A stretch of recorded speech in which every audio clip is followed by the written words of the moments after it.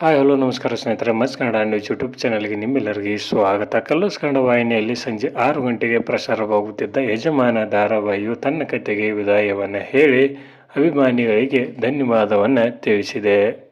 Big boss season 11ರ ನಂತರ ಆರಂಭಗೊಂಡಿದ್ದ ಯಜಮಾನ ಧಾರಾವಾಹಿಯು ಆರಂಭದಲ್ಲಿ ಒಳ್ಳೆಯ TRP ಪಡೆದುಕೊಳ್ಳುತ್ತಿತ್ತು. ಕಳೆದ ವರ್ಷ ಜನವರಿ 27ರಿಂದ ಆರಂಭಗೊಂಡಿದ್ದ ಯಜಮಾನ ಧಾರಾವಾಹಿಯು 1 ವರ್ಷವನ್ನು ಪೂರೈಸಿ ಇದೀಗ ತನ್ನ ಕತೆಗೆ ವಿದಾಯವನ್ನು ಹೇಳಿದೆ.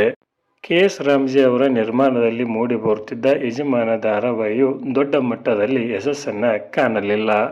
ಕಥೆಯಲ್ಲಿ ಯಾವುದೇ ರೀತಿಯಾದಂಥ ಹೊಸತನ ಇಲ್ಲದೇ ಇರುವ ಕಾರಣಕ್ಕಾಗಿ ಇತ್ತೀಚೆಗೆ ನಿರೀಕ್ಷಿತ TRP ಈ ಧಾರಾವಾಹಿಗೆ ಬರಲಿಲ್ಲ. ಹೀಗಾಗಿ ಕಥೆಯನ್ನು ಮುಗಿಸುವ ಅನಿವಾರ್ಯತೆ ಸೀರಿಯಲ್ ತಂಡಕ್ಕೆ ಮತ್ತು ವಾಹಿನಿಗೆ ಇತ್ತು ಎಂದೇ ಹೇಳಬಹುದು.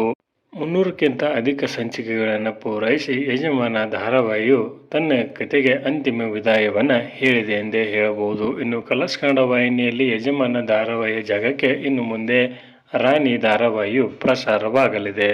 ಯಜಮಾನ ಧಾರಾವಾಹಿಯು ಆರಂಭದಲ್ಲಿ ರಾತ್ರಿ 10 ಗಂಟೆಗೆ ಪ್ರಸಾರವಾಗುತ್ತಿತ್ತು. ನಂತರ 9:30ಕ್ಕೆ, ಆನಂತರ ಸಂಜೆ 6 ಗಂಟೆಗೆ ಪ್ರಸಾರವಾಗುತ್ತಿತ್ತು.